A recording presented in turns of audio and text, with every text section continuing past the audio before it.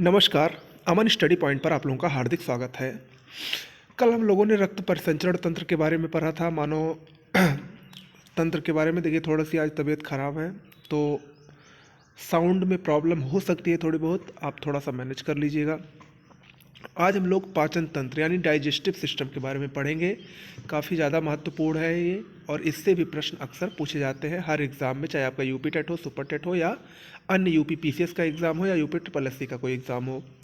तो आइए शुरुआत करते हैं पाचन तंत्र की। देखिए, पाचन में हमारे शरीर में जो पाचन सिस्टम होता है, जो पाचन की प्रक्रिया होती है, उसमें कौन कौन से सहायक अंग होते हैं उसको हम सबसे पहले देखते हैं। तो उसमें सबसे पहले आहार नाल, जो कि मुख द्वार से लेकर गूदा तक होता है।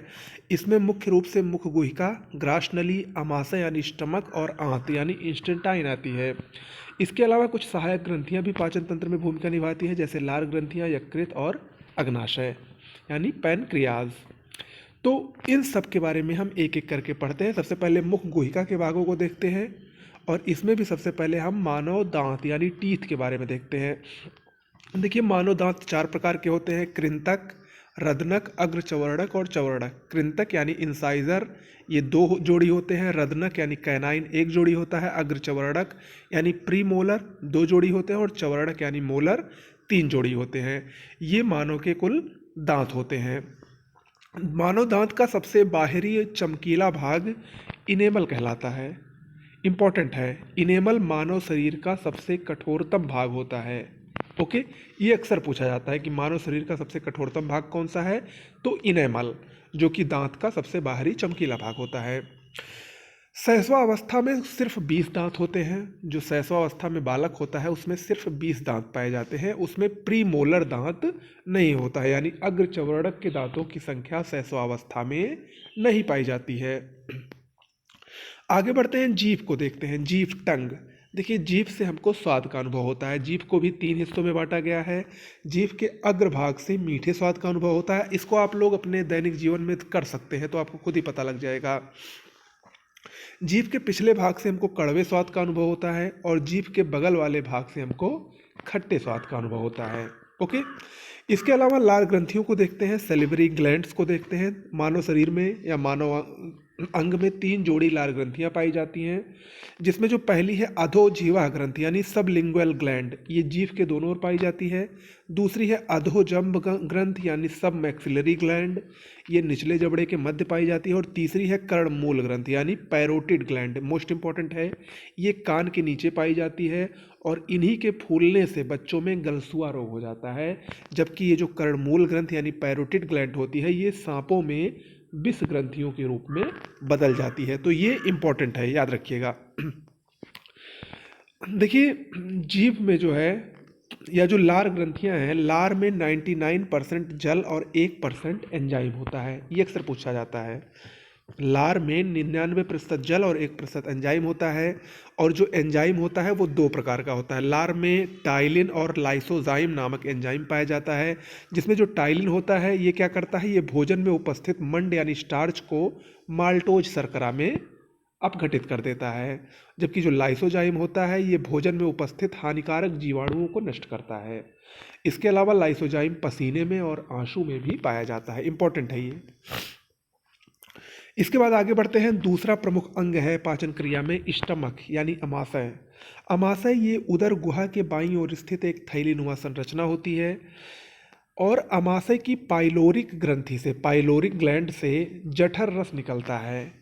और इस रस में जो ये रस निकलता है, इसमें कौन कौन से पदार्थ होते हैं, मुख्य रूप से हाइड्रोक्लोरिक एसिड होता है, HCl अक्सर पूछा जाता है। हाइड्रोक्लोरिक एसिड कहाँ से स्राव होता है इसका, तो अमाशय से यानी स्टमक से स्राव होता है।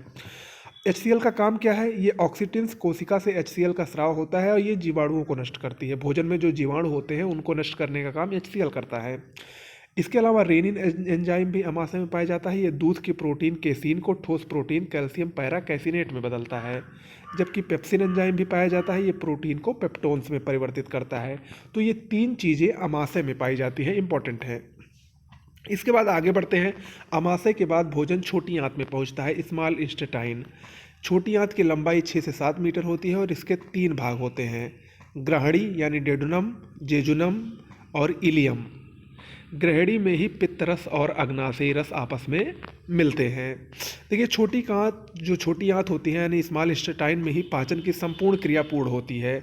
इसकी दीवार से भी काफ़ी आंतरिक रस निकलते हैं जिसमें कुछ प्रमुख एंजाइम होते हैं। कौन कौन से? माल्टेज, इरेप्सिन, सुक्रेज और लैक्टेज। जिसमें जो माल्टेज होता है ये माल्टोज को ग्लूकोज में बदलता है। इरेप्सिन प्रोटीन और पेप्टोन को अमीनो अम्ल में बदलता है। सुक्रेज सुक्रोज को ग्लूकोज में बदलता है और लैक्टेज ये लैक्टोज को ग्लूकोज में बदलता है।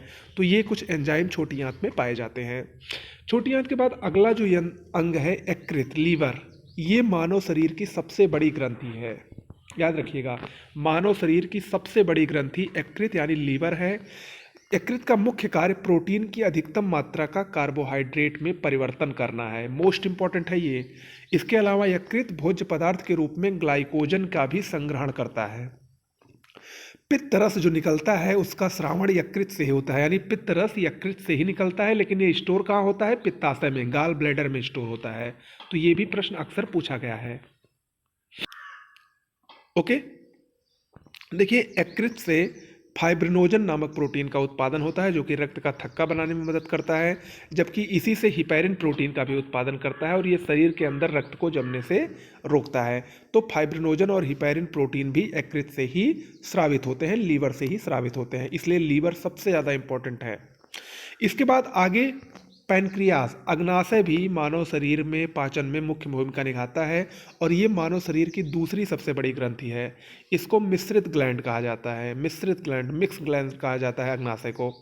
अग्नाशय से अग्नाशयी रस का स्रावण होता है जिसका पीएच मान 7.5 से 8.3 होता है, यानी ये क्षारीय होता है जो अग्नाशयी रस निकलता है। इससे कुछ एंजाइम निकलते हैं। ट्रिप्सिन एंजाइम जो कि प्रोटीन और पेप्टोन को अमीनो अम्ल में परिवर्तित करता है। एमाइलेज एंजाइम जो कि स्टार्च को घुलनशील शर्करा में परिवर्तित करता है। और लाइपेज एंजाइम जो कि अघुलनशील वसा को ग्लिसरीन में परिवर्तित करता है। ट्रिप्सिन, एमाइलेज और लाइपेज ये 3 प्रमुख एंजाइम अग्नाशय से निकलते हैं। इसके अलावा अग्नाशय का एक बहुत ही प्रमुख भाग है लैंगरहैंस की द्वीपिका, आइसलैट ऑफ लैंगरहैंस। देखिए इसकी 3 प्रमुख कोशिकाएं होती हैं। बीटा कोशिका से इंसुलिन हार्मोन का स्रावण होता है, अल्फा कोशिका से ग्लूकान और गामा कोशिका से सोमैटोस्टेटिन नामक हार्मोन का स्रावण होता है, जिसमें इंसुलिन के बारे में आप लोगों ने अक्सर सुना होगा, मोस्ट इंपॉर्टेंट है। इंसुलिन ये ग्लूकोज से ग्लाइकोजन बनने की क्रिया का नियंत्रण करता है। इसकी खोज वेटिंग और वेस्ट ने की थी। इंसुलिन के अल्पश्रवण से मधुमेह नामक रोग होता है, जो कि मधुमेह नामक रोग कब होता है? जब रुधिर में ग्लूकोज की मात्रा बढ़ती है। और इसके अतिश्रवण से हाइपोग्लाइसीमिया होती है। इसका अर्थ होता है जनन क्षमता और दृष्टि कम होती है।